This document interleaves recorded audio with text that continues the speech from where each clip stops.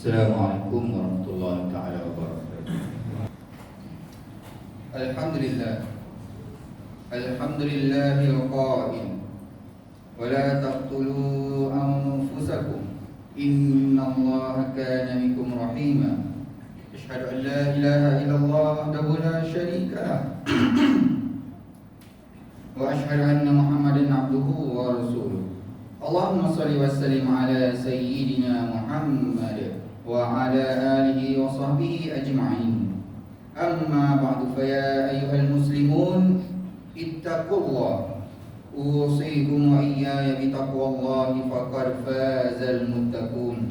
Qala Allah ta'ala: ya ayyuhalladzina amanu ittaqullaha haqqa tuqatih wa la tamutunna illa wa antum muslimun. Muslimin yang dirahmati Allah sekalian, saya menyeru agar kita bersama-sama meningkatkan ketakwaan kita kepada Allah Subhanahu wa taala dengan melaksanakan segala perintahnya dan meninggalkan segala larangannya. Marilah kita memberi sepenuh tumpuan kepada khutbah yang akan disampaikan. Janganlah kita berbual dan berleka-leka dengan telefon bimbit. Semoga khutbah ini memberi manfaat kepada kita semua. Mimbar Jumaat pada hari ini akan membicarakan khutbah yang bertajuk Jangan Mengundang Kemurkaan Allah. Hadirin yang dirahmati Allah, bunuh diri atau dalam bahasa Arab biasa disebut sebagai qatlun nafs adalah satu tindakan mengakhiri hidup dengan menggunakan atau tanpa menggunakan sebarang alat pun. Antara kaedah yang digunakan untuk membunuh diri adalah menggantung diri, meracun diri sendiri, melemaskan diri, terjun dari tempat tinggi, atau menggunakan bahan mudah terbakar dan membakar diri. Membunuh diri merupakan tindakan yang ditegah dalam ajaran Islam dan perbuatannya mengundang kemurkaan Allah. Hal ini ditegaskan oleh Allah dalam ayat Al-Quran yang telah dibacakan pada permulaan khutbah tadi, yang mana bermaksud, dan janganlah kamu membunuh dirimu, sesungguhnya Allah Maha Penyayang kepadamu.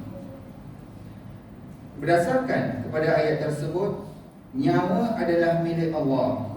Dialah yang menghidup dan mematikan seseorang.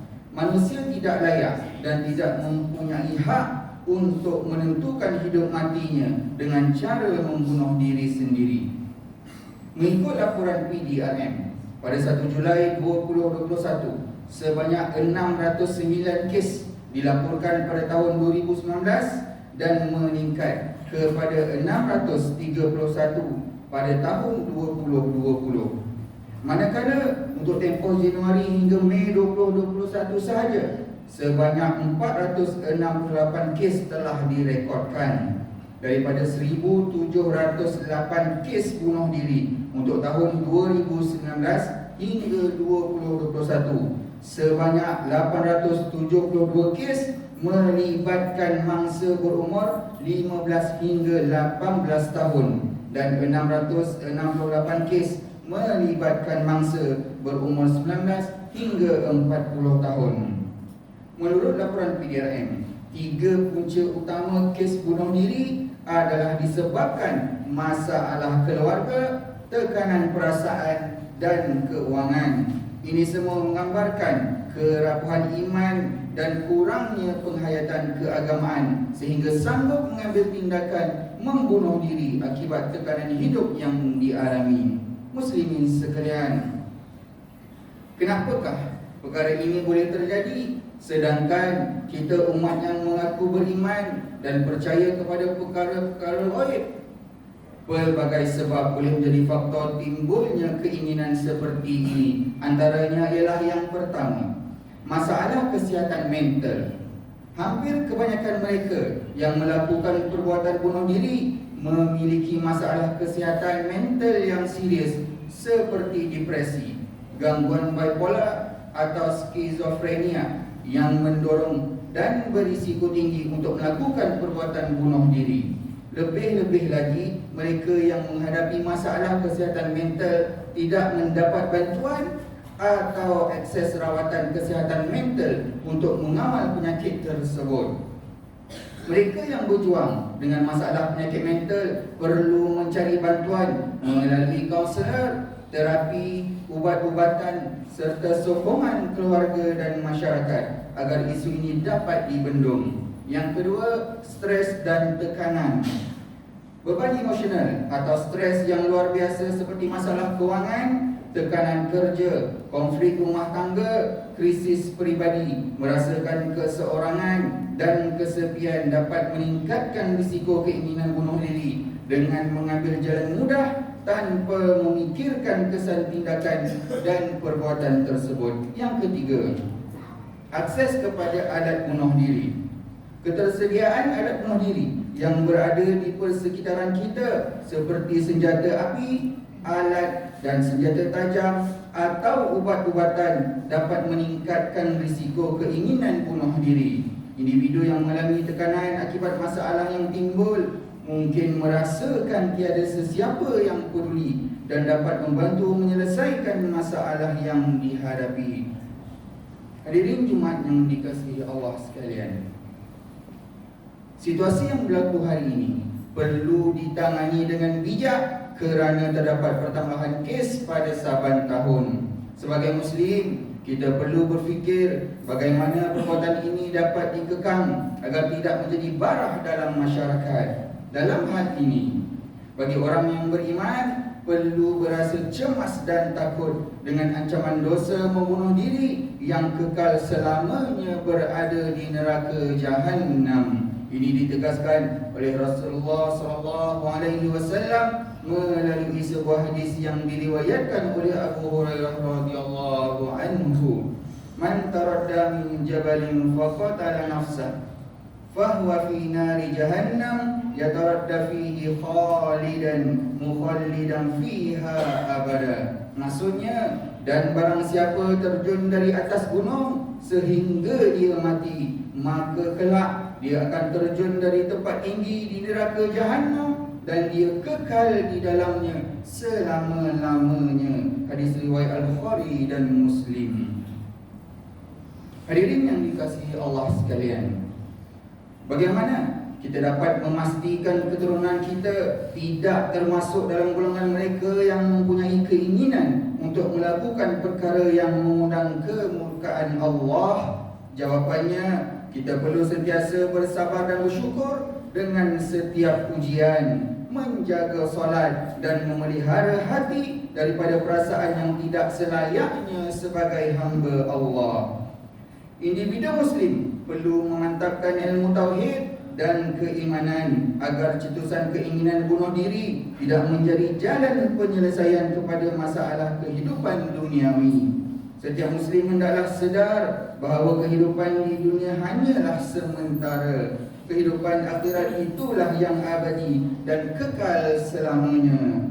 Dunia ini adalah medan ujian, sama ada kesenangan maupun kesusahan, untuk menentukan sejauh mana tahap keimanan dan kesabaran manusia ketika mengharunginya.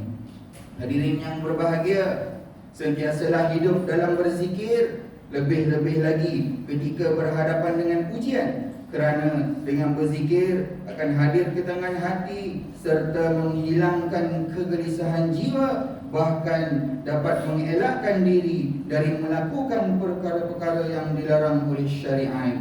Rawatlah rasa duka cita dengan amalan doa-doa. Nabi SAW pernah mengajarkan beberapa doa yang masyhur kepada para sahabat radhiyallahu anhum bagi menghilangkan kesedihan dan duka cita.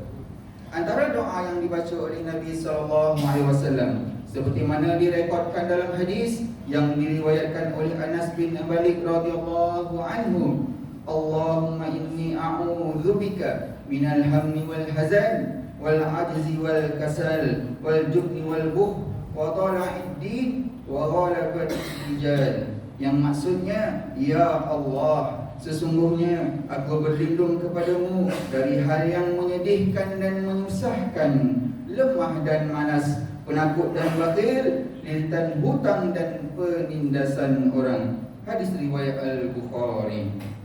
Berdampinglah dengan para alim ulama dan mengajukan sebarang permasalahan hidup kepada ahli keluarga yang terdekat, sanak saudara dan sahabat handai, berbincang untuk mendapatkan nasihat dan panduan hidup.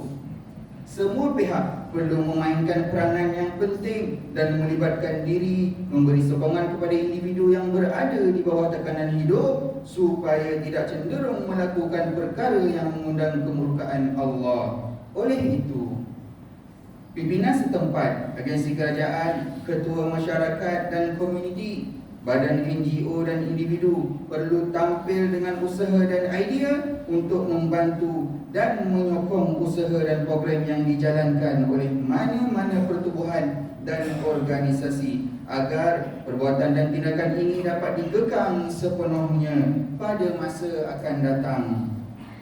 Usaha dan tanggungjawab mencegah kemungkaran adalah satu tugas dan amanah yang sangat besar.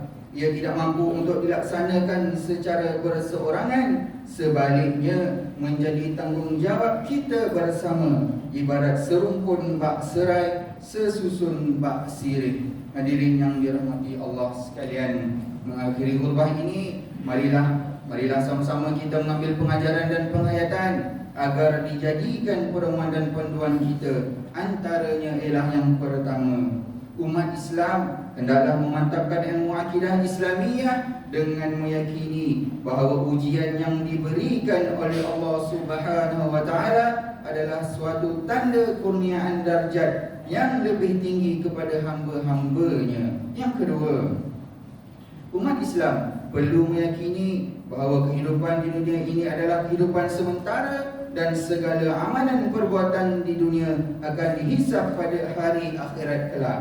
Yang ketiga, umat Islam hendaklah sedar bahawa membunuh diri adalah satu perbuatan yang dilarang oleh Islam dan mengundang kemurkaan Allah. Dan yang keempat, umat Islam hendaklah berusaha mengambil langkah-langkah positif dalam menyelesaikan masalah kehidupan dengan merujuk kepada pihak yang berautoriti. A'udzubillahi minasyaitonirrajim.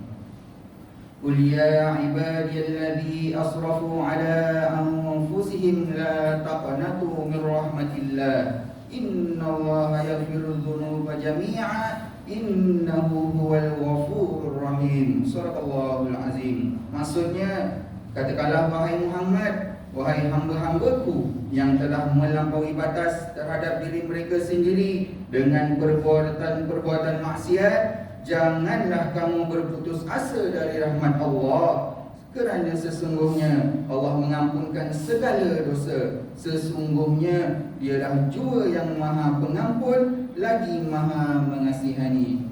Barakallahu li wa lakum fil Qur'anil azim. ونفعني وإياكم بما فيه من الآية والذكر الحكيم وتقبل مني ومنكم تلاوته إنه هو السميع العليم. أقول قولي هذا وأستغفر الله العظيم لي ولكم ولسائر المسلمين والمسلمات فاستغفروه إنه هو الغفور الرحيم.